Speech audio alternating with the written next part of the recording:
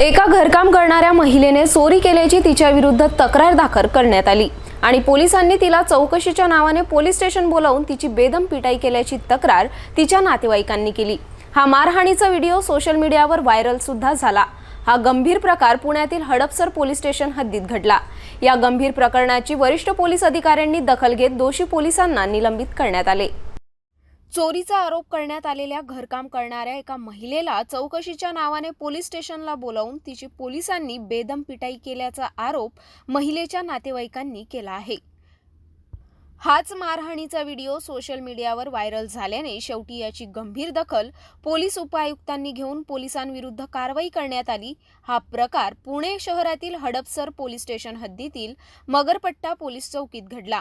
यात पोलीस उपायुक्त ए राजा यांनी तात्काळ दखल घेऊन सहाय्यक पोलीस निरीक्षक दरेकर, महिला पोलीस कर्मचारी उषा सोनकांबळेसह वैशाली उदमले या तिघांना निलंबित करून त्यांच्या विरुद्ध गुन्हे दाखल करण्यात आले। या प्रकरणाची आता सखोल चौकशीचे आदेश सुद्धा उपायुक्त ए राजा यांनी दिले आहे। पोलीस स्टेशन हद्दीमध्ये एक महिला तक्रारदार पोलीस स्टेशनला तक्रार दिले होते। त्यांच्यावर एक चोरीच्या गुन्ह्याचा संशय होते म्हणून पोलिसांनी त्यांना बोलविले होते। त्यांच्यामध्ये त्यांचा आरोप आहे पोलिसांनी त्यांना मारहाण केली। त्यांच्यामध्ये एक पोलीस अधिकारी आणि 2 महिला पोलीस अंमलदार होते असे त्यांच्या तक्रार होते।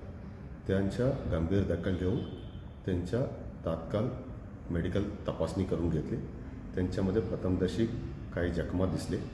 त्या अनुषंगाने एक अधिकारी आणि 2 महिला अंमलदार त्यांच्यावर पोलीस स्टेशनला गुन्हा दाखल झालेले आहे। तसेच त्यांच्यावर निलंबनाचा आदेश वरिष्ठांच्या मार्फत करण्यात आलेले आहे। आता त्यांच्या सखोल चौकशी करण्यासाठी प्राथमिक चौकशी दिलेली आहे।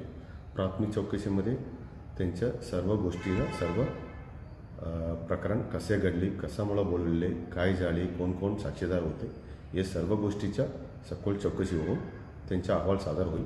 त्या अनुषंगाने वरिष्ठ अधिकाऱ्यांच्या मार्फत त्यांच्या पुढच्या कारवाई